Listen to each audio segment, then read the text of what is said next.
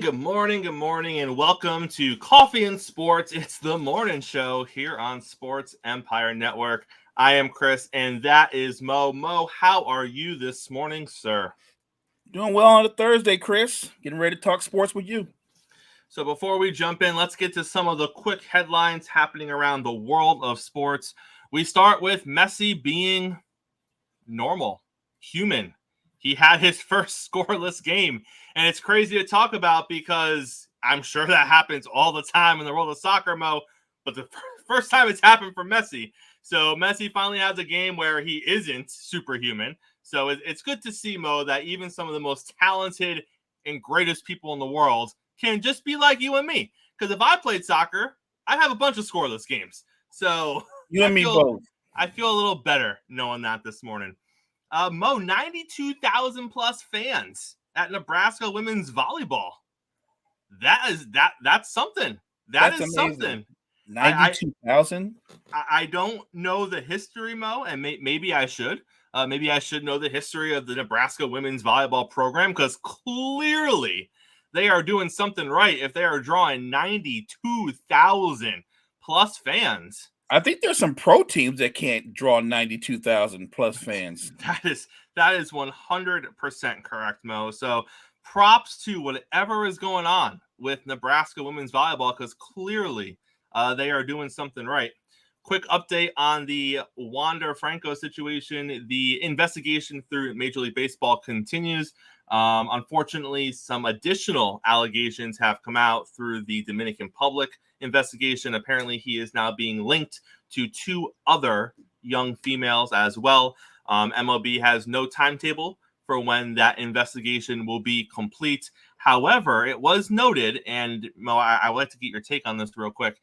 At the end of all that, so they talk about how MLB is still investigating it. He's still on the list where he can't do anything. They talk about the new allegations in the Dominican Republic.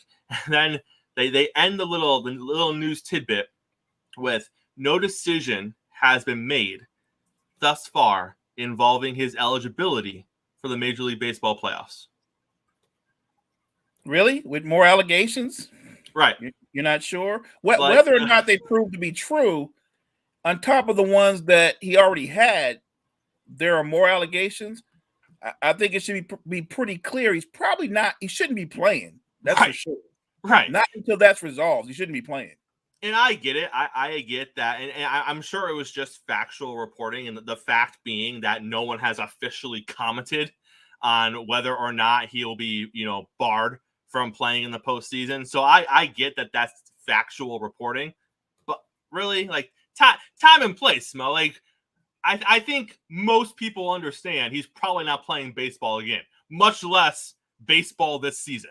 Right. So I don't even know why we need to throw that in there. But hey, it was mentioned as part of it. So there we go. Wrapping up our headlines, the New England Patriots, they brought back both their quarterbacks, Mo. Yeah, I didn't think they were going to get both back. I thought they would get one back, but they bring back both. Zappy, I believe Cunningham is the other one. So it's not just Mac Jones' world out there in Patriot Town. They at least have other things happening in, I guess you can call it the quarterback room. I don't know. Do practice squad guys, are they allowed in the quarterback room, Mo? It's definitely a different vibe. The practice squad guys. So what teams will do to cut $1, right? To cut money, right? Right. NFL NBA preseason schedule has been released, and the NHL schedule on TNT has also been released. But Mo, let's start the show with this. We glazed over this earlier in the week. There were some comments that were made by Jim Harbaugh. And Jim Harbaugh, he does this fun thing, Mo, and I appreciate it sometimes. Other times I find it annoying, but it's very Nick Saban-esque, where sometimes Harbaugh or Saban will go into a press conference, whether it be after a practice, whether it be before a game, whether it be after a game, and right away they came to that press conference looking to talk about something very specific that has nothing to do with the actual reason why the press conference is taking place. And that's what Jim Harbaugh did earlier this week when he went on a 6.5-minute diatribe, unprovoked. He wasn't asked a question about it. He just opened up and just started spewing his thoughts about NIL, about being an advocate for the student athlete, about the need for the game to evolve, about how college football and college athletics in general is a billion-dollar business, and these kids need a bigger piece of the pie. And it was a lot of grandstanding, in my opinion, Mo. And it was a lot of big thoughts, and not attached to those big thoughts were any semblance of process or what it would look like in a world where he was saying a lot of the things that he was saying. And Mo, before we get your thoughts, we're going to bring JG into the conversation here because we love the mornings when JG is able to join us. JG, how are you, sir? Morning, guys. How y'all guys doing? Good. No, we're just starting off the morning talking a little college athletics here and the comments that Harbaugh made. So, JG, let me start with you. Just kind of what did you think of the diatribe in general? Obviously, it kind of came out of left field. I personally feel like he was just trying to position himself as a champion of the players for seemingly no reason. This is a conversation that's been happening in college athletics for a couple of years now. But when we thought NIL was going to happen, when it did happen, as we've gone through the process of what NIL currently looks like. So it's not like it's not a relevant conversation. I just question the relevance of why he was having it in the moment that he was having it when no one asked him about it. I'll go a step further. He's been in a little bit of a battle right now with the suspension with the NCAA. This is more of, I'm going to burn you down, NCAA. You know, hey, nobody asked me this question, but I'm going to go ahead and say that you have no clue what you're doing with the NIL. You kind of have been taken advantage of by the politicians to force you to do this. And I'm going to I'm going to go a step further and say, just because players are making NIL money now, you as the NCAA should pay the school, pay players, or we should find a way to pay players. So it was more of, I'd take Harbaugh because, again, he's in a battle right now that, you know, with the suspension and how the rules of recruiting was taking place during COVID, and they wanted him to lie by admitting he lied during that time period. And this is more of, all right, I'm going to give you the middle finger by speaking against you even more with the amount of money that you make on us schools, that the schools that we make on our players, and they don't get a dime of the revenue side of it. That's where I take that he's going a little. He's just he's poking the bear, provoking them as much as possible while he's walking out the door for his 3-game suspension.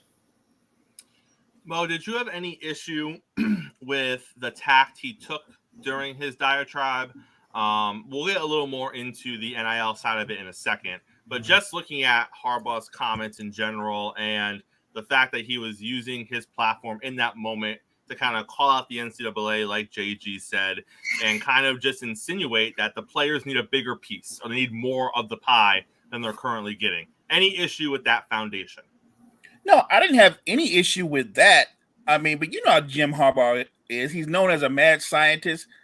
Sometimes when I listen to him talk, he's more mad than anything. But it isn't that he didn't make real points. But JG hit on it. Jim Harbaugh is more on that, well, I'm already in trouble. How much more trouble can I get into? Like, I'm already in trouble. So you're gonna double up on that trouble. So I might as well say a lot of the things that I've been wanting to say for the longest time since I'm already in trouble. And I think he went there for that reason. I think he felt emboldened in that moment. So whether it was for that reason or not, I'm with him.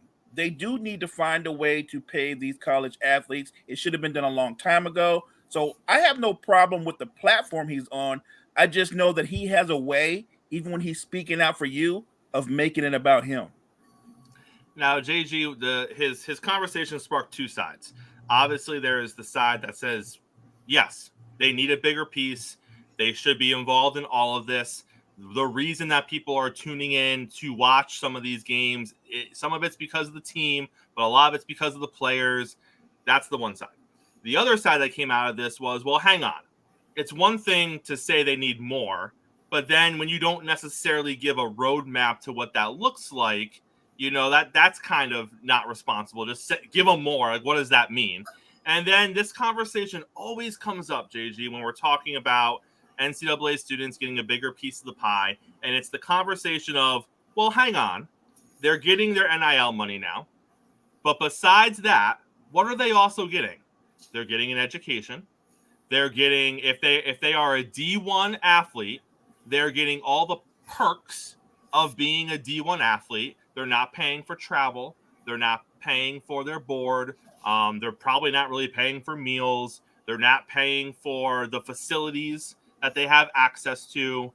Yes, they're paying taxes on their NIL money, but they're definitely not paying taxes on all the perks if you were to add those up and turn that into a monetary amount. Because again, if you want to make it a business, the argument is when it's a business, there's a monetary value attached to everything. So right now, we're going to tax you for your NIL money, but the rest of the stuff we're going to say, well, you're part of the school. You're a student. You're a student athlete. It just comes with the territory. But if you want to go full business side, well, all that stuff now could potentially have a monetary value. So you get into the side of, is that the route we should be going? Where do you kind of fall on this split, JG? Because there isn't a middle, it doesn't seem. You're either all the way over here where students need more, give them more, or you're all the way over here of, well, let's not discount the free stuff they're already getting. So, and this is the stance I have on this with the NCAA and athletes being. I came up actually about 10 years ago. I wrote an article when I was in school about how athletes should be getting paid by their endorsements, by their name, image, and likeness. I've been trying to find that article that I wrote. Again, it was way before the NIL even came out and everything. We focus on the big product. College football, big schools in college football, LSU, Alabama, Florida, USC, Texas A&M, the schools that make the millions and millions and millions of dollars. What we don't put focus and emphasis in is to the NCAA Division II, NCAA Division III, which NCAA Division III, they don't give athletic scholarships to athletes. That is one of the levels that do not give athletic scholarships. Then you throw into the non-revenue sports, where they're losing money. That the athletic department loses money when you have non-revenue sports. And if you have to go into dig deep into soccer or volleyball, softball, gymnastics, and I'm not trying to just throw women's sports out there, but that is the reality that a lot of the women's sports don't make money. Baseball, I'll throw baseball out there, being a baseball guy myself. We're considered in most cases a non-revenue sport. So if you're a non-revenue sport, how do you pay the athletes revenue sharing if you don't make money and you're costing your school money? So I don't like the revenue sharing conversation, because we're only focusing on one sport, and it's only the Power Five really being talked about in that aspect of, because the smaller schools don't make millions and millions of dollars. You have schools that again, we focus on LSU, just because that's my school. 100,000 people show up a game. But if you go to a small D2 or D3 school, you're getting 5,000 people. You're not making, and they're not on ESPN, and Division II or Division I AA, they're not on ESPN until the playoff championship game. You're not finding them on TV, so you're not getting TV revenue. So what are you sharing with these guys? So you're only focusing on the bigger school. Again, Michigan, using hardball. Michigan, 100, 500, 800, 10,000 people show up to watch them play. They're on ESPN. They have the Big Ten network. They have everything you can think of. So yeah, the millions of dollars that they're going to be making off of that, and everybody in the Big Ten. Yeah, of course, share that if you want to, because that just means more, money is coming out of your pocket to go pay with those guys. But not everybody can do that. LSU's football program. So I just talked about the non-revenue sports. LSU's football program, they actually cut out a piece of their own revenue pie to pay the bills of the non-revenue sports. And then they also actually go a step further. And that's why I do love LSU. They take a cut of the revenue pie for football. And every year they say, all right, we're going to pay $5 million to an academic program at the school to assure that they have the funding they need. So not only does LSU's football program pay the non-revenue sports to keep them going, but they also do pay an academic program as well. And I'm not putting LSU on a lot of the big schools do that. So the question I have again for Harbaugh is, what do the non-revenue sports do? You know, everything you have to do for football, guess what? You have to do with Title IX. Title IX assures what you do with one sport has to do with the other sports. What you do with the men's sports, you have to do with the women's sports. And women's sports don't make money, or they don't make a lot of money. You know, so how do you balance out the revenue sharing if you're a non-revenue sport? Well, you can't. NIL, letting athletes market themselves with endorsements, let them market themselves with sponsorships. That is the best and only way to make this fair for everybody. I mean, because again, athletes get to do it. We're seeing Angel Reese and Livy Dunn. Again, we're talking about LSU. They are the highest gross women athletes right now on in social media and doing everything they can. Let them market themselves in NIL based off of endorsements, sponsorships, and everything they can do on their own. Schools shouldn't, and they can't. I'm not saying they shouldn't. Some schools can, but they shouldn't have to do that because they're funding a lot of their own programs. People don't talk about that. They're funding the non-revenue sports with football. Just let these athletes find a way to be able to market themselves. Don't put a cap on it. I hate the boosters part of this, where the boosters are buying. That's a whole different argument that we can have a conversation on. But let them market themselves. Let them do their endorsements. Let them do their sponsorships and make as much money as possible based off that, because that's what they're supposed to be doing right now. And Mo, since JG opened that door, that's the other side of the NIL conversation. The initial side, the good side, like JG said, is let these kids who are building their own brand, who are putting the work in, because student athletes put the work in, regardless of what sport you're doing. If you are a D1 athlete, you're putting the work in. Now, you might see it more in a sport like football just because there's more opportunities to see it. But regardless of your sport, if you're putting the work in and someone wants to pay you to represent their product, or whatever the case might be, good for you. Like you've earned that to a certain extent. And so the good side of this is reap the benefit of what you've earned. The other side of this, Mo, is when a school says, hey, you're a 5-star. I know that you got ties to Alabama because your dad went there and they've been recruiting you since you were in 6th grade. And I know that we didn't come into the picture until 8th grade. So we're 2 years behind on giving you the love, but we'll give you an extra $3 million if you come to us. And now you have this idea that schools are paying to get players to essentially sign on with them, Mo. Do you have an issue with that? Do you have an issue with a school? Because let's be honest, not even once you get to the echelon of these college football programs, they all don't have the money to spend the same way. And that's one of the things that we've heard Nick Saban essentially cry about. He's essentially upset that, yeah, Alabama has money. Alabama can do a lot of things, but maybe Alabama can't pay for a player to come to them the way a Georgia can. Maybe their funds just aren't set up that way. Or maybe they can for a couple, but there's other schools that can do it for 3 or 4 more.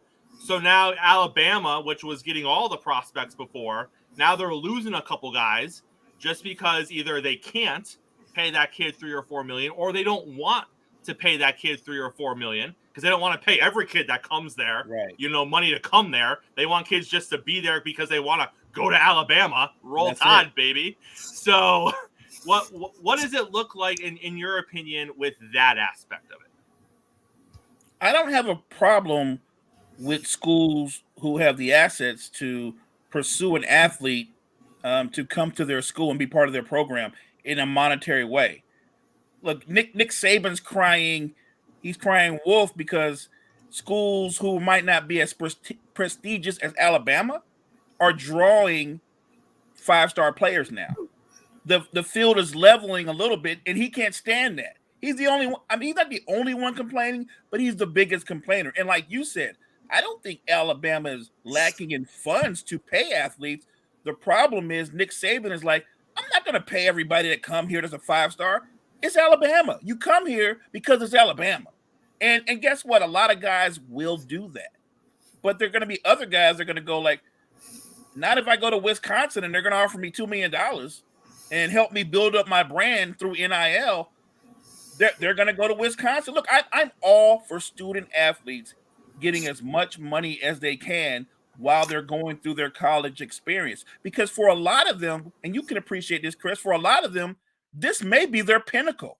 Not everybody goes on to have a 10 or 15-year career in their preferred sport or ends up being a star who makes millions of dollars. Some people, it ends for them maybe in training camp in football or training camp in basketball. They just don't make the next level. So if they're able to get an education and actually save up money that can help them down the road in the future, I'm all for it. So I have no problem with that at all. To me, when I hear Harbaugh talk, he sounds concerned, but at the same time, doesn't this always go back to, like JG said, the rich just get richer. They're not really concerned about the lower tier colleges, D3 and all that. They don't care. It's really about the higher ups, like the 1% of the 1%. JG, do you see, and Mo touched on this a little bit, do you think this helps in a world where there's not a lot of parity, right? Like if you look back at college sports 40 or 50 years ago and you were like, who were the big schools back then? It's many of the same names that you see there today. Like Oregon's kind of become a power in the last 30 or so years because of Nike. They weren't really a big name in the world of college sports 60 years ago. But the powers that were to be are still basically the powers to be.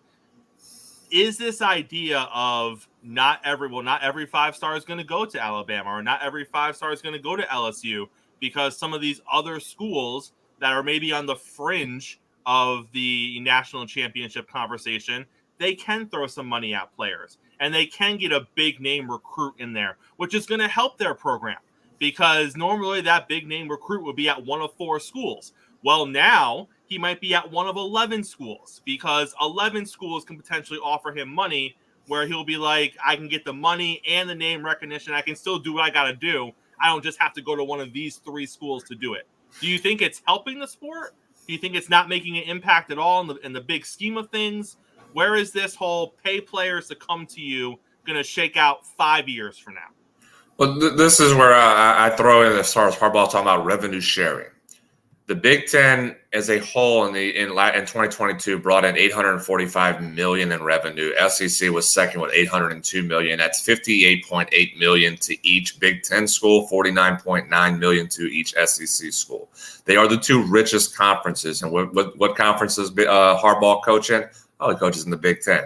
So, of course, the revenue sharing. So, to answer the question as far as for parity, this is there would be no parity if you have revenue sharing for conferences and you're telling me that, hey, well, the Pac-12, we don't even know what the Pac-12 is anymore. Pac-12's revenue is going to be dropping faster than you can sneeze because of what's going on with them. So how is that going to be? If we're talking about fair and equitable, how is the Pac-12 going to survive by saying, well, okay, you're going to have to pay out of your own revenue, your own athletes? Well, you don't have the money to do that. Who has the money? Well, it's the Big Ten and the SEC. And me, I'm an SEC guy. I would be, okay, sure, awesome. But if we're talking about in the grand scheme of the whole, that would kill parity. That would not allow the Pac-12 to survive. It wouldn't allow the ACC to survive. The Big 12, again, you have the two biggest markets or the 2 biggest teams or brands in the Big 12. Where are they going? Well, they're going to the SEC, and that's Texas and Oklahoma. After Texas A&M left, a decade ago to the SEC. So, who are you marketing the revenue for? Who are you marketing in the Big 12? Oklahoma State? No. TCU? No. I mean, so this idea of Harbaugh, it would basically just to say, well, hey, the Big Ten, because we are the richest now, we make more money than the SEC. We would be kings if we have to share revenue because we make the most money. We can dole out the most money to these players to do so. It would absolutely kill any opportunity to have parity in college sports. It would kill any opportunity to have conferences. Basically you would have the 2 super conferences, which again, I've talked to you about, which I'm hoping all this stuff that's going on will kill the NCAA because they just absolutely have no clue what they're doing. They have allowed the realignment. They have allowed the NIL. They have allowed everything to spiral out of their own control, and they have no idea what they're doing to get control of it. It's beyond that. You're focusing so much, and I'm talking about for hardball here, you're focusing so much on your own house, which, again, at the end of the day, hardball's not even going to be in the Big Ten much longer. I think, as I say, I'm talking about as far as he's just making shots at the NCAA, he's going to be gone after this year. So he's just stirring the pot and to be able to do this. But saying that revenue sharing is the key to helping athletes, no, it's the key to making the rich richer. It's the key to keep the Big Ten at the top and be able to, because, again, their biggest competition is the SEC. They make more money than the SEC, and the SEC still dominates them in football. If we go about that, they're still dominating them in other sports. In baseball, basketball, you're still getting dominated in those sports, and you have to find ways to at least level the playing field to where you no longer are level, you're ahead of them. Well, again, you make the most money. You can pay the most money. You can get the best athletes to go from that point. And that's what it is trying to do. So it's not about parity. It's not about the good of the college sports. It's not even good for the college athlete. It's about assuring the Big Ten is the king of sports. And that is what they're focused. That's what he's focusing on. And at the same time, a lot of people are saying revenue sharing needs to happen. Pay these athletes what the schools make or what the conferences make. But the only problem is I'd love to know in 2026, if the Pac-12 is still around, I can't wait to see what their financial revenue numbers are going to be, because it's going to, like I said, it's going to tank. There's not going to be much because your two biggest markets, your two biggest schools, as far as market-wise, LA, you lost USC and UCLA. That is your money in the Pac-12. They're going to the Big Ten. They'll be lucky to make any kind of revenue that's worthy to talk about at that point. Guys, I'm just happy that General Booty got himself an underwear endorsement. That's all I'm saying. Like, it needed to happen. It was destiny that it did happen. And I'm just happy that an underwear company stepped up and said, we need the booty. And they got the booty. So that makes me happy. Now, JG, we haven't talked baseball because you weren't here yesterday.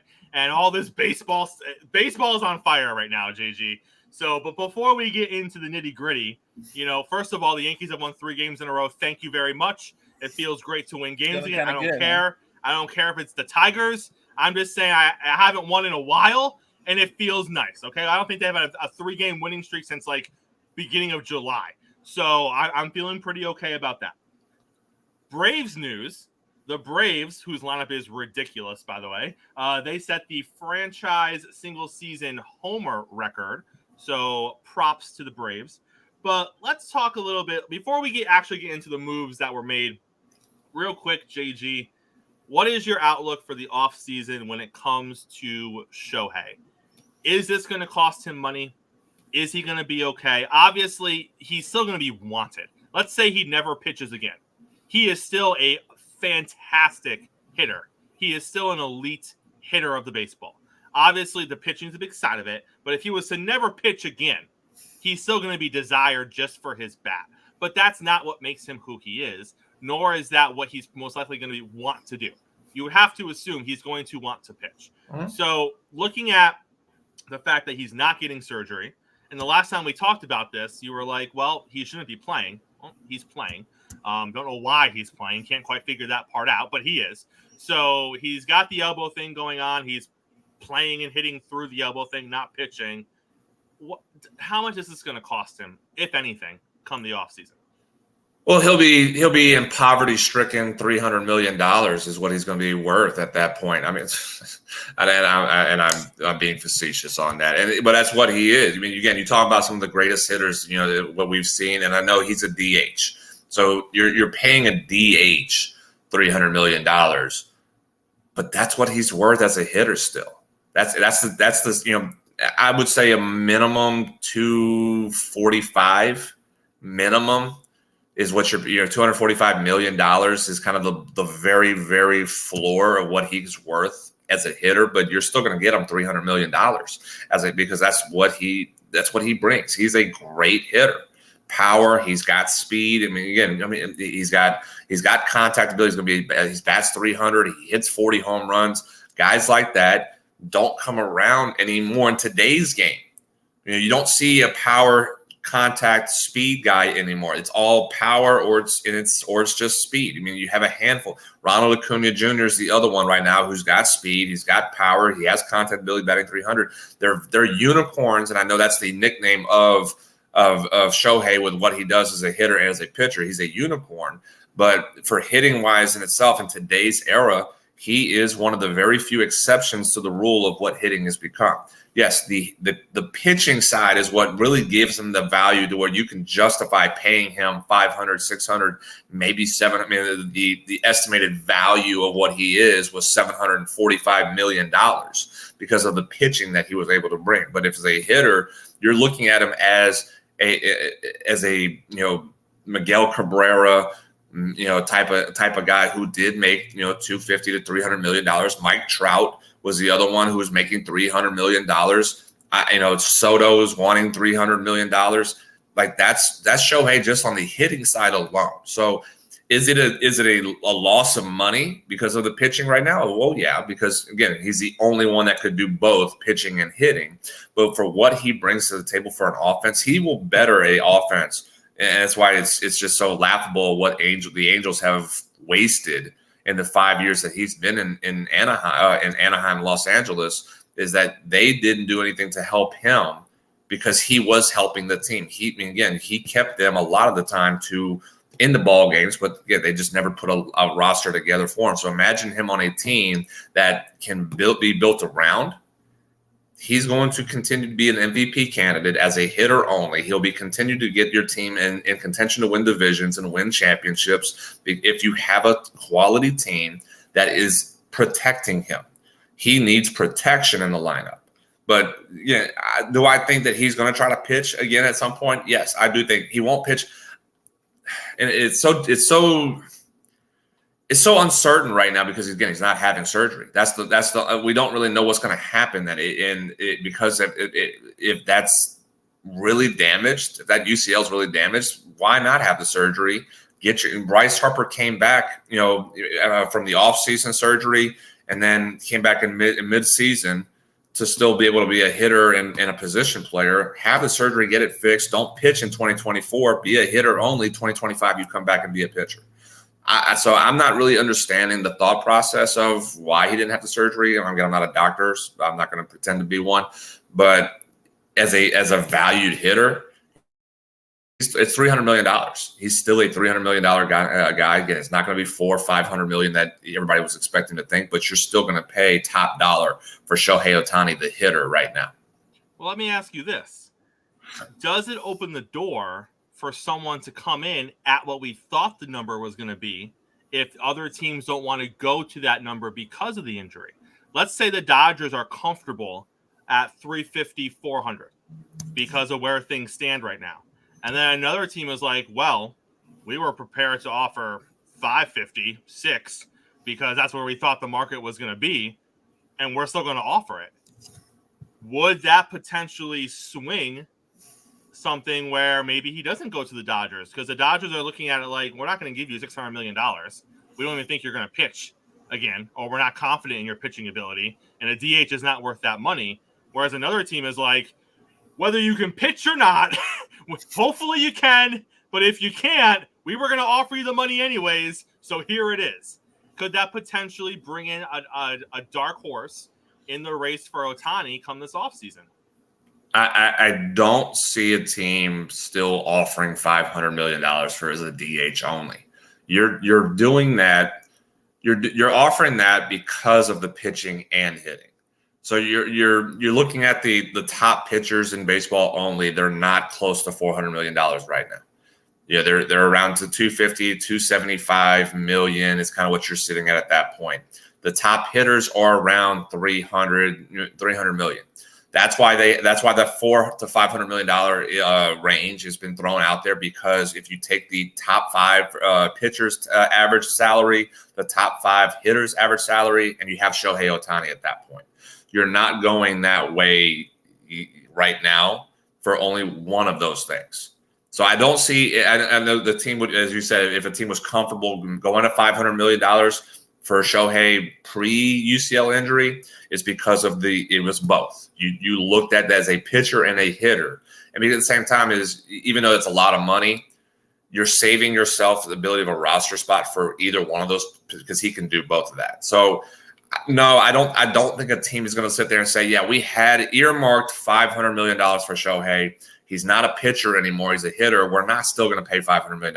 I mean, I don't think you can justify, even for Shohei Ohtani, $500 million for a DH only right now. I just don't think that's going to be the case. I think they're going to that market's going to drop if he's a DH only. The market will drop to like I said, 250 to 300. I would say the ceiling is about 350. $350 million is kind of what it is. Could you have a team that overpays and says, all right, we'll go to 375? Yeah, I think that's something that you're going to look at. I don't think a team is going to go to 400 just yet, though, for a DH only. If you get him pitching, now if there's likelihood he will pitch again, then I could see that. I just don't know right now if that's going to be the case. He's 29 years old. He's going to be 30 next summer with 2 Tommy John surgeries. That's going to be very dicey for a team to justify to say, we're going to try to keep you in to be a pitcher. 2025, you'll be back on the mound for us. We'll pay you $500 million. That's a very big if, even for Shohei Ohtani. Does it keep the Angels in the mix at all? No, I think because the dysfunction of that franchise, and I'm putting the LA Angels as probably the most dysfunctional franchise in Major League Baseball right now, and that's saying a lot with the Oakland A's doing what they're doing. But as I put it this way, Oakland has been doing this on purpose. They have been dysfunctional on purpose just to leave. The Angels are dysfunctional. So I think that you're looking at Shohei. He sees it. He realizes that the move they made moves that made no sense at the deadline. They made moves that didn't help the team, and now they're saying, all right, well, we're going to put a quarter of our roster on waivers. And hey, Shohei, we tried. Thank you for your time. And so I don't see the Angels. The Angels will make an offer, but Shohei wants to win. He wants to win. He came from Japan on a win, played for a winning organization in Japan. Hasn't had a chance to sniff the postseason yet. This is another generational talented player the Angels are just wasting. I think he sees Trout. He sees Trout and what his career has been in with the Angels. He does not want the same thing. So I think the Angels are nowhere even close to having an opportunity to re-sign Shohei Ohtani after this year. Mo, I see it in your face, and I'm thinking the same thing.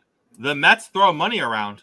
I'm not putting it past the New York Mets to be like, hey, we got 400, 500 million. Cohen likes to spin. Cohen loves to spin. So let's bring a Shohei to the Big Apple and see what we can do there. JG, 2 more things before we get you out of here. One, speaking of the Mets, now they're talking about shopping Alonso. Now they're talking about moving off, guys who are only signed for next season and not beyond next season. But then some players have come out, and apparently the players want Alonso to stay in New York, and they're apparently, or maybe they've already had it, they're going to have a meeting with leadership of the team to kind of argue why they should extend Alonso. Why? What's happening here? Like, I like the sentiment. Good. It shows that Pete's obviously liked by his teammates, I guess, and that he's a good guy. But is that weird? Is it weird when a group of players comes in and is advocating for another guy to be here long term when who knows if they're even going to be there long term? And well, that's the key. That's the thing, though, is I guarantee, and I haven't really thrown out names as far as who's leading the charge on this, but I guarantee you, and I know Lindor and Alonso have not been buddy this year, but Lindor signed a long-term deal. He's going to be in New York for a while. He thought he's in New York thinking that he was going to be competing for championships, division titles, and World Series titles. When he signed, you have Brandon Nimmo signed long-term last offseason. So you have guys who committed to the franchise to compete for titles, and the franchise is now saying, Yeah, about that. We're not going to compete for a title. We're not competing for 2023. Obviously, we traded Scherzer and Verlander. We're not going to compete in 2024. We're going to trade Alonso. We're not even going to compete in 2025. So the next 2-3 years of your contract, you're going to be in last place with the Nationals, battling with them, and then 2026, 2027. Maybe we'll start really hitting our rebuild to start competing there. Will you be here? Probably not. So you're looking at it as a player. Do I want to waste 3 years of my career in last place?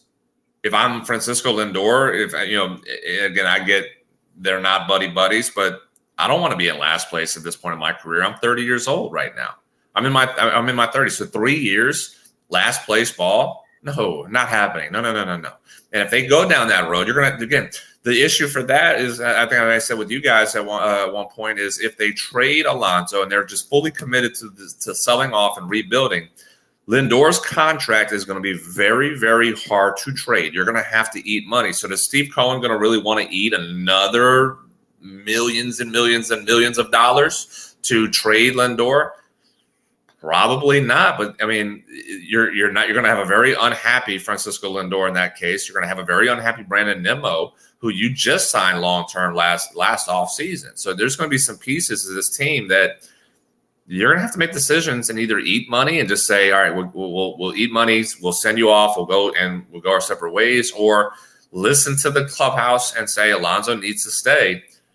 But this is what you have with this team right now. Is Alonso really the biggest difference maker for you? Well, he's producing the runs, but if you're not committing to spending money and bettering this team, this is a roster who's a last place roster.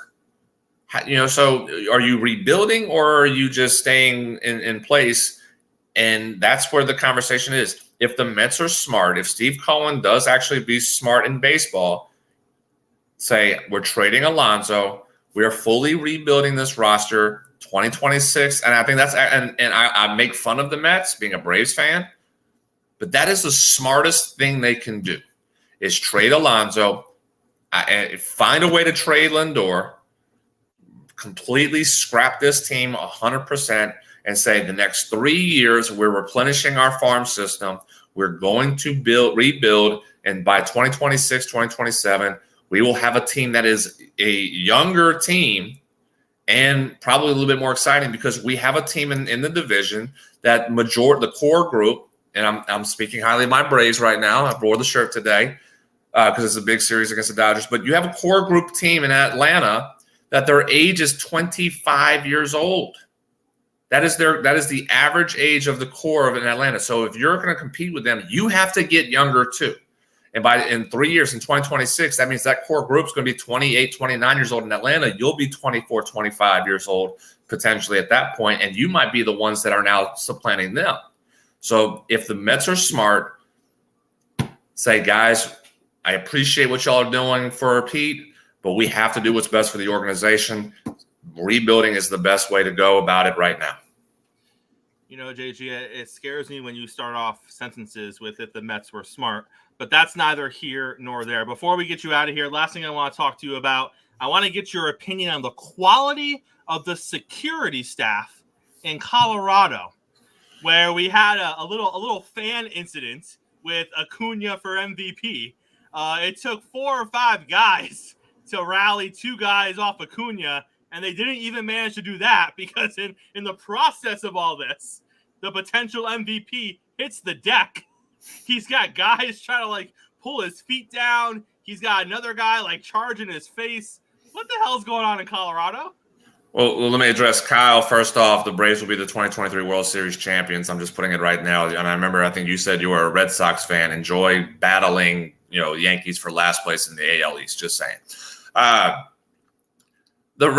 said Colorado needs better in shape security guard because, again, first off, I watched the video. You've got guys that are slow trying to run to Acuna to catch those guys that came on the field. Now, fortunately, they had no ill will. They were trying to do a TikTok video with, at that point. But But that was bad. That was very bad. Again, it was the MVP favorite. Again, Anthony, I don't care what you say. Mookie Betts is runner up to MVP. It's going to be Ronald Acuna Jr., the MVP of the National League. But you should never have fans get even remotely close to players on the field. And find a way to get better security guards or quicker security guards or something, because that they were on him for a good few seconds before anybody even got there. That's a problem. So I mean, it was very bad. It was a bad look for Colorado. It was a bad look for the Rockies security staff.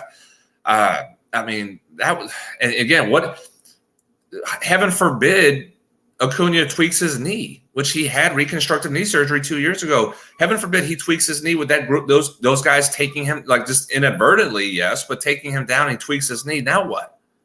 Now you lose an MVP candidate, and the best team in baseball loses their number one guy?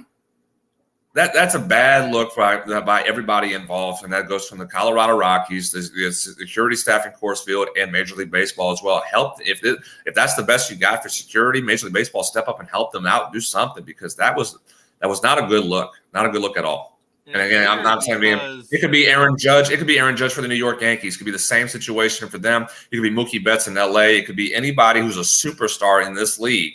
And I would say the same thing, because you cannot have that happen where one and two guys just are holding or getting onto Acuna. They shouldn't even be close to him. You should have somebody that prevents him from even getting 10 feet to Acuna. No, they got him. They got actually on him, and they will at least knock him down. Very bad look.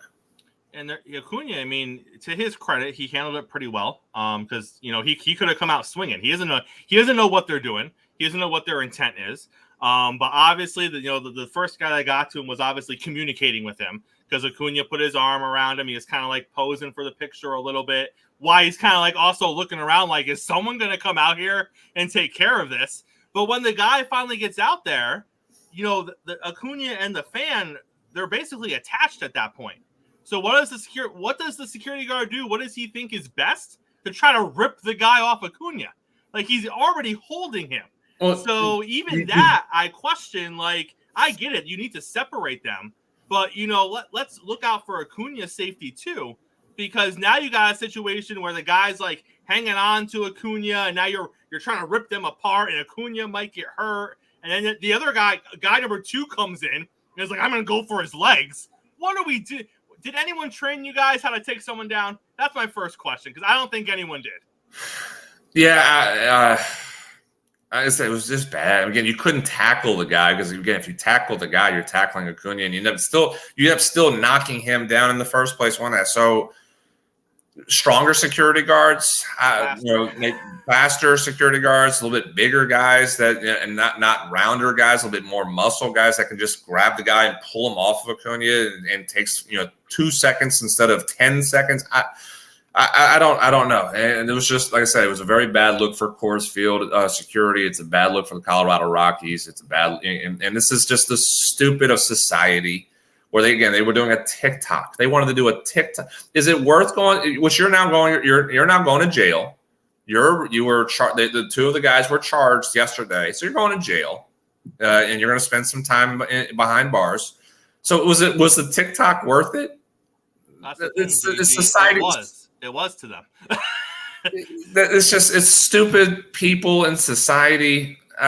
I could say more. I think I would remain professional in what I think about that particularly. But my goodness, we're on the same page, JG. It's so stupid. And again, like, the worst thing you can do in just a sporting event is run on the field, because it's the selfish mindset of look at me. Because that's your 5 seconds of fame that you weren't good enough to actually be on a field when you're supposed to be, and you're gonna go look at me, and then now we're doing social media posts and TikToks and Instagram and just to say look how good, just so you can have your 5 seconds of fame. Stop it, please.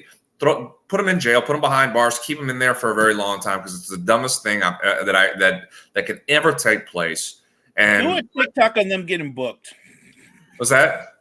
Do a TikTok and then getting oh drunk. yes, absolutely. And then have the actual guards, which are better in shape and probably should be hired by the Rockies. Have the guards throw the key away and just say, "All right, see you guys," and then you just kind of do a little, the Titanic theme song to when you walk away or something like that. My goodness, I mean, it was so bad.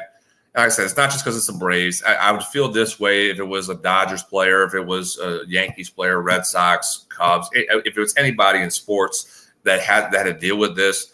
That's why I do love the NFL and how they handle the players. It got to the point where, like, all right, nope, you're not doing this. And they're tackling because they're quicker and stronger. They'll just tackle them themselves and say, give them the middle finger and say, get off our field and leave us alone type of thing.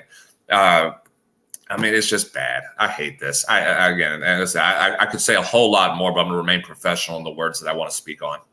Well, JG, we appreciate you as always. Great conversation this morning, JG, and we'll see you next time you pop in. Definitely, guys. I look forward to seeing you guys again next week. Now, Mo, I wasn't going to tell JG what you do for your TikToks. I didn't want him to judge you. All right? I wasn't going to put you on blast with JG in the room. But we all know you, JG, are good. I don't recall doing any of those, so we all know you get a little crazy with your TikToks. That's all I'm saying. That's all I'm saying, Mo. So, Mo, it comes out yesterday, and every day, Mo, the saga with Jonathan Taylor. Like, there's more. Yeah, when you think there's no more to the story, there ends up being more. So we find out yesterday that the Colts wanted Jalen Waddle.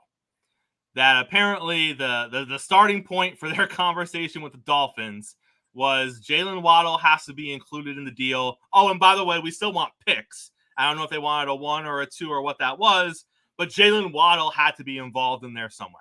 So now you kind of understand why the Dolphins didn't get JT, first of all. Then you have the Dolphins general manager come out and say, well, hang on. I'm not going to talk about what names were thrown around, but we didn't actually make an official offer. And I'm like, well, semantics, my dude, because once he said he wants JT, or once he said he wants Waddle, and then you start throwing out some other names that aren't Waddle, and they're like, no, we want Waddle. Of course you didn't make an official offer because you knew they weren't going to take the offer. Right. But then we find out the Green Bay Packers they were the second team. They were the second team that were serious contenders. They made a serious offer, and the Colts said no to their offer as well. So, Mo, I have to ask you, what are the Packers doing? They got a good back. 2 good backs. 2 good backs. Is 3 better than 2? I don't know. Yeah. What does that say about Jordan Love if they need 3 running backs? I'm just saying. I thought they had confidence in the guy. What's it say about the receivers if they need 3 running backs? True. What are they going to run, the wishbone? They're going to run the wishbone or something like that? And the backs are going to catch the ball, apparently. Sure. I don't know. Also making the rounds yesterday, Mo, and again, it's the gift that keeps on giving. It is Aaron Rodgers in New York. He had a little dispute, if you will, with a player from the New York Giants. It was highlighted by HBO Hard Knocks. So again, there's 2 sides to every story, Mo. So the day after Hard Knocks airs, we're finding out that maybe what Hard Knocks showed wasn't exactly what we thought it was. So if you watched Hard Knocks, what you saw was this young man. He's actually not a young man. He's 8 years into the league, so I don't want to make him seem like he is a rookie. Jihad Ward. After a play, he got a little physical with Aaron, bumped him a little bit, shoved him a little bit. Aaron was quick to point out that he took 5 steps after the ball was out and hit him. So Aaron was rightfully annoyed about that. So they were jawing back and forth. And then a few plays later, Aaron throws a touchdown pass. They go at it again. Aaron says things like, "Who are you? I don't even know your name. That's how much you register in my universe. Like, I've never even seen you before," kind of thing. So basically, he made him look like a punk. He made Ward look like a complete and total punk. Obviously, if you are not a New York Giants fan, you probably don't know who he is unless he's been on your team before. He's been around to a couple different places. He's not a premier name in the NFL, Mo.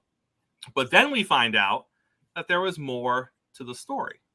we find out that the anger between Ward towards Rodgers was his perception that Rodgers was joking with Cobb about a play earlier in the game in which Cobb got penalized for a crackback block that injured one of the players on the Giants. And Ward had an issue with what he perceived to be Rodgers in the huddle, audibly making light of the situation in which a Giants player got hurt. And then Ward came out and basically said, screw HBO. Of course, they're just going to show the Rodgers side of it. That's the only damn reason that HBO is even in their facility is because of Aaron Rodgers. So, of course, they're going to show him making jokes and yucking it up, and they're not going to make him look bad by showing the fact that he was laughing and making fun of Cobb after Cobb illegally made a legal play. He got penalized for it and took out one of our players.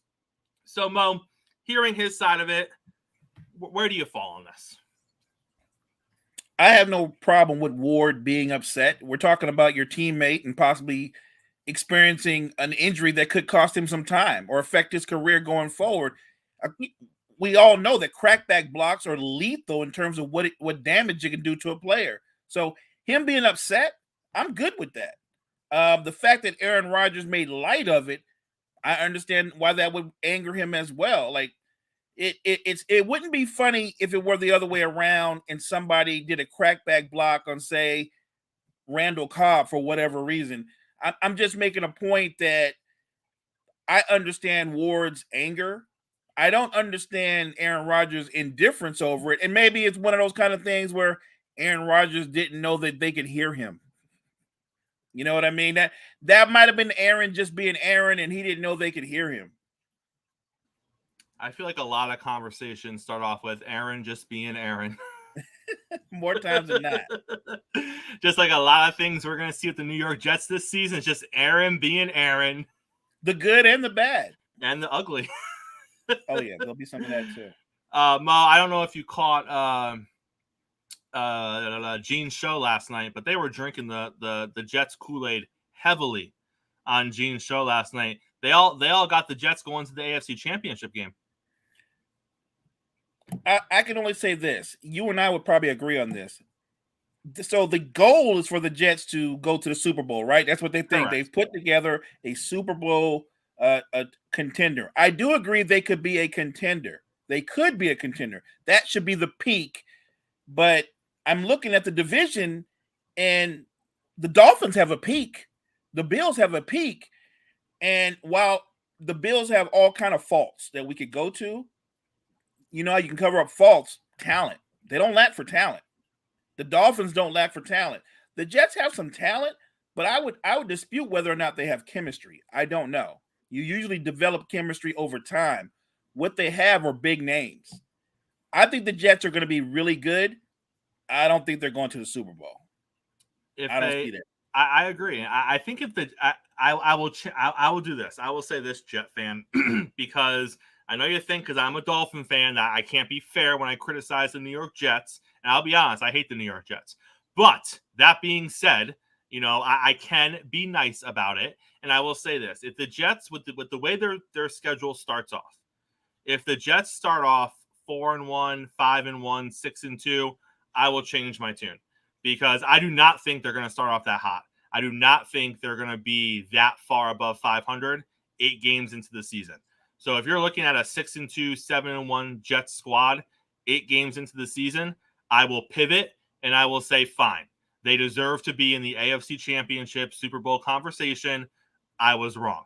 What I think is going to happen, Mo, is 8 games into the season, we're going to see a 3-4, 4-4, 5-3 version of the Jets. And I'm going to be sitting here saying they're going to fight for a playoff spot, which is what I've said all along, that they're going to fight for a playoff spot.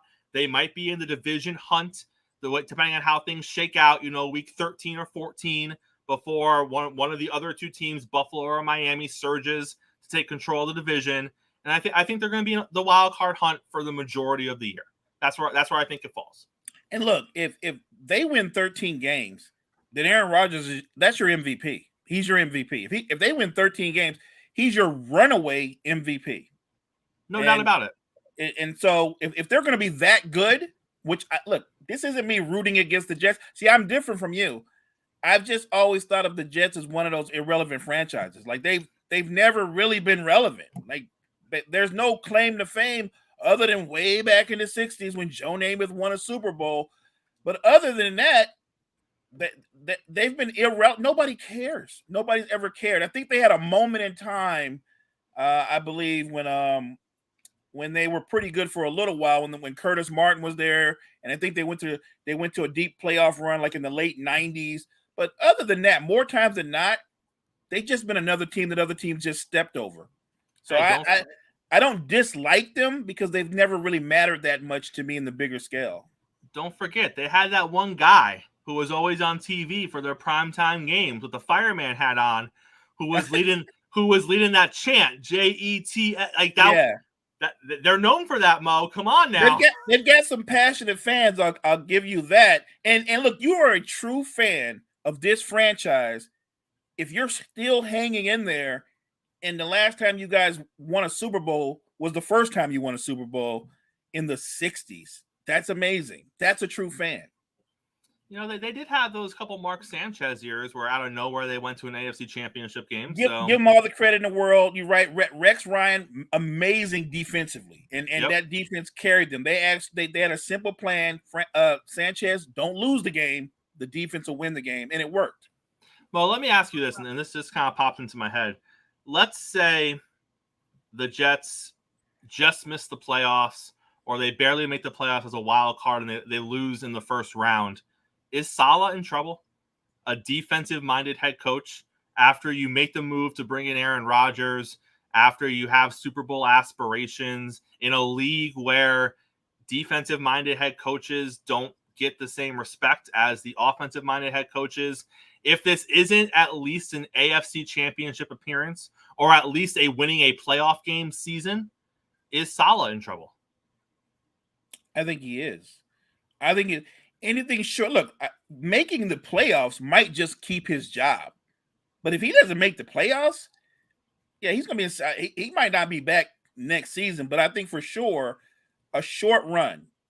Because they didn't put this team together to barely make the playoffs. They certainly didn't put it together with the roster construction they went through. They didn't put it together to not make the playoffs. If they don't make the playoffs, Robert Saleh's going to be in a lot of trouble. He really is. They're going to start looking at him and going, that's why you don't need a defensive coach in this era, right? That's what they're going to say. Because that's what the talk is and the trend is. And if you're looking at the way the league is going, that's proving to be true more times than not.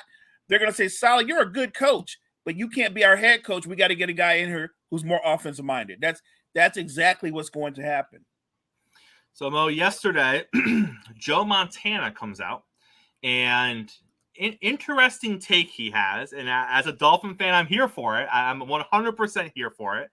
But he said that Dan Marino, in his opinion, is the best quarterback of all time.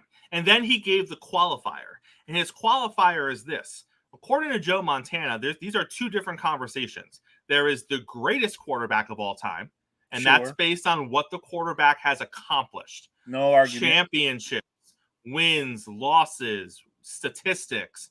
Then there is the best quarterback of all time, which in his mind has to do with the individual ability of said quarterback. So in his mind, when it comes to God-given talent and football acumen, football IQ, what the quarterback can physically do on a football field, he thinks there is nobody better than Dan Marino. What say you, Mo? I love Joe Montana. Look, I'm a Niner fan. That's my guy. And he's not wrong. Here's what I would say. When you're talking about the best quarterback, like on what he said, not on achievements, but what he's seen, the eyeball test. I don't think we might disagree slightly. I would say it's between Marino and John Elway from what I've seen. I'm with Joe. How many great quarterbacks can even admit something like that? When you go off of just pure ability, what they've seen, yeah, Dan Marino was amazing. I mean, that release, his ability to diagnose a play that fast, recognize coverages, and before you know it, the ball is gone. The ball is out. Not the most mobile guy in the world, but when you've got that cannon of an arm, that quicker release, you didn't need to be. So if and Joe that's Montana the argument. That's the argument they're going to make, Mo. They're going to, because you know where this is going. You know that someone's going to come in the comments and be like, Mahomes, look at what Mahomes can. Look at the athlete Mahomes is. Mahomes can run. Mahomes can throw sideways. Mahomes can go Superman. Dan didn't have to do that. Dan didn't need all that extra stuff because he had a cannon of an arm. He could break down a defense in 1.5 seconds, and he put the ball where only his receiver could get it. He didn't need to worry about running around, avoiding this, jumping up and down. He didn't need to do all that because in 2 seconds, the ball was already down the field. The ball's already out. And when you watch the Dolphins, go back and watch some of them old highlights. The receivers weren't making one-hand snags, or the ball was right where it was supposed to be, catching them in stride to where they can turn and run and make somebody miss. Like, I have no problem at all. If Joe Cool says that, I'm here for it. I'm with him 100%. I think Dan Marino's a close second. I mean, John Elway would be a close second in terms of what I've seen. Like, when you look at those Broncos teams, I'm talking about the ones in his early years, they had no business being in the Super Bowl. Those were not great teams. And he drugged those teams single-handedly. No great defense. No Pro Bowl all-star wide receivers. No 1,000-yard backs. It was him. John Elway was amazing. I have no problem with anybody talking about Mo. Look at Mahomes. I'm watching Mahomes. I'm here for it. I think he's the best quarterback in all of football. And I'm not going to dispute his greatness, but I would say that Dan Marino, he wasn't the athlete Mahomes was, but to your point, he didn't have to be. And he didn't always have the greatest offensive line, but when you can get the ball out that quick and it's where it's supposed to be, that's amazing in itself. And I would argue, yes, I know somebody will say he had Duper and Clay, and they were both very good. But he didn't have an offensive coordinator. He didn't have an offensive mind like Andy Reid. Had he had that, could you imagine Dan Marino with an Andy Reid? I'm just saying. And again, I don't like to be the guy who says, "Oh, different eras. It was a different era back then."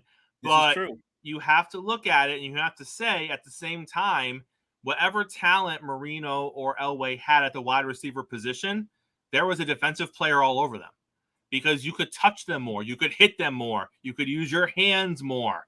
The defense was just more physical back then, which means ball placement was all the more important because back then, let's be honest, Mo, you guys weren't doing this because once a guy did that, you were getting popped.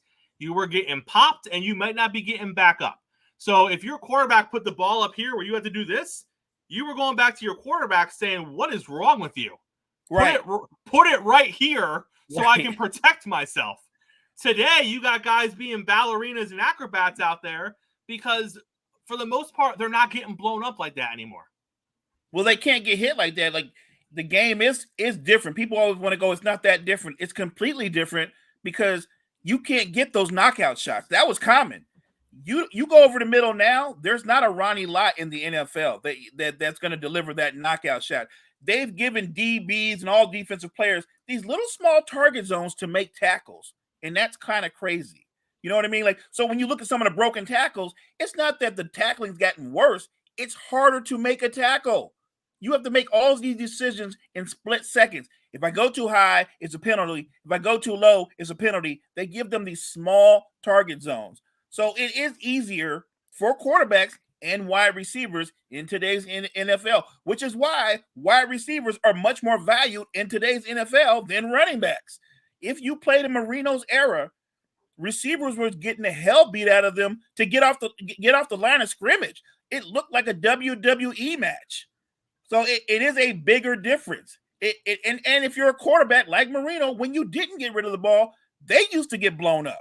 They used to take punishment that quarterbacks don't have to deal with today. So it is a completely different game. You don't want to go the era route, but in a time capsule, throw Dan Marino, age 25, into this current NFL, even with his lack of mobility, and you don't think he would put up insane numbers? Are you crazy? That would be wild to see. Mo, Anthony Price has a question for you. What are what is New England really doing at the quarterback position, Mo? Anthony, I would ask you the same thing, man. I don't know. I have no clue. You know what? I've been one of those guys that said, hey, look, I know Belichick's older. He's not quite what he was, but you got to respect what he accomplished, what he's done. But the more and more I see some of the moves he's made, you're starting to wonder, like, is Bill losing it a little bit? Is he losing it? Because I don't have any clue. And I don't know if Mac Jones is the future of the Patriots. I think he's a solid quarterback, but I don't know if solid quarterback is good enough in that division. Like, look at the other quarterbacks in that division. I don't know if solid quarterback is good enough. If you're going to get back to the Super Bowl, I'm talking about New England Patriots fans, you're going to have to upgrade QB1. No offense to Mac Jones. I have no doubt he will have a long and productive NFL career, but he's not a franchise quarterback. And unfortunately for Patriot fan Mo, they're not going to be bad enough to draft a good quarterback. Right. They're just good enough not to draft a good quarterback. Right. Yeah, they're literally going to be just on the outside of the playoffs, just on the inside of the playoffs, 2 games on the outside. They're not going to be a 1 or 2 win team to where they're going to have the ability to draft that next star. So they're going to be stuck saying, okay, what potential second round guy, has the shine to be a franchise quarterback. And this is the kind of the situation you fall into. Or who knows? Maybe they'll go trade for Trey Lance. That apparently is the thing to do now, Mo. Just go trade for Trey Lance because he's going to solve all your problems in the future. Just ask Cowboy fans. I hope Trey Lance becomes everything that people had previously projected him to be. And I really mean that, because right now I feel like he's being set up for failure. He's not going to be the Dallas Cowboys starting quarterback, which isn't a secret, but I don't think he's going to be the starting quarterback of the future as well. I don't think that. And so many people are out there on the Trey Lance bandwagon. He didn't get enough chances and he was injured. You don't realize, Mo, this guy's mobile and there are a lot. The league is full of incredible athletic quarterbacks who aren't very good quarterbacks, who don't start. And I hope I'm wrong, but he looks like he's just another one of those guys. And there's nothing wrong with that, because you can make a career of it. You could be a very good backup. Look, Tyrod Taylor's not going into the Hall of Fame. No. But he's been a solid backup quarterback, even a sometime starter, because he made himself good enough to be impactful in a reserve role. Same for Teddy Bridgewater and some other guys. So maybe Trey Lance can look. This sounds harsh to me, but I think I'm being kind. I'm saying I think he's good enough to have a long NFL career, but I don't think he's going to be anybody's franchise quarterback. Well, there's 32 starting quarterbacks in the NFL. That's it. There's 32 positions for that job. If you look at the next tier, the backup quarterbacks, I would argue there's a handful. There's a handful of tier 1 quality backup quarterbacks in the league. And the rest are guys that just are interchangeable year after year. So to your point, if you are in that conversation of the 6 or 7 upper echelon backup quarterbacks in the NFL, you can play in this league for 14, 15 years. No doubt. Just being a backup quarterback, making anywhere from 3 to, I've seen backups make 7 or 8 million a year, Mo, just because that's how important that role is if QB1 goes down. So there is good life-changing, future-setting up money available 100%. at the backup quarterback position if you're good enough for it. And when San Francisco trades Trey Lance, then they bring in Allen and make him quarterback 3, that doesn't make it any better, because now you're basically saying Trey Lance wasn't better than him either. Yeah, so that blew me away when they brought it Allen. I was like, wow. Come on. All right, Mo, we're going to wrap up the show going a little NBA. And this was something I didn't even know was a thing until I saw the news break yesterday, which was the conclusion of this entire story. So here I am at 1 o'clock this morning, like, tell me more. I knew nothing about this. And what I'm talking about, Mo, is that the NBA has announced that they are officially ending the investigation into referee Eric Lewis.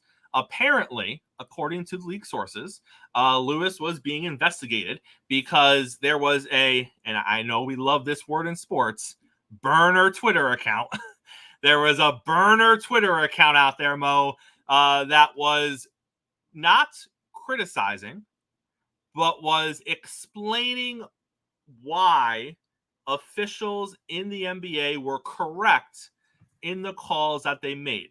And this burner Twitter account didn't just focus on Eric Lewis, but it did a lot. It also focused on other officials and referees in the NBA as far as, no, you thought this call was wrong. Let me explain to you why this call is right.